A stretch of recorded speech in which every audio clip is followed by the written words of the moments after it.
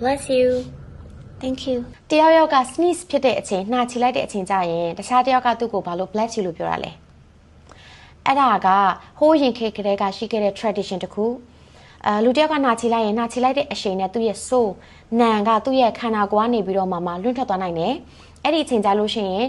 မကောင်းဆိုးဝါးတွေကအဲ့ဒီခန္ဓာကိုယ်ကိုဝင်ရောက်လာနိုင်တယ်အဲ့လိုယူဆကြတယ်အဲ့တော့အဲ့ဒါကို protect လုပ်တဲ့အနေနဲ့ကာကွယ်တဲ့အနေနဲ့မင်းကိုဖျားသခင်ကောင်းချီးပေးပါစေ bless you ဆိုပြီးပြောတတ်ကြတယ်အဲ့ဒါကိုကြားရင်လည်းပဲနှာချီရဲ့လူက thank you ကျေးဇူးတင်ပါတယ်ဆိုပြီးပြန်ပြောတတ်ကြတယ်ဒီနောက်ပိုင်းမှာကတော့ဒါလေးက kind ဖြစ်တဲ့အလေးအကျင့်လေးတစ်ခုအနေနဲ့ဖြစ်လာတယ်ပေါ့နော်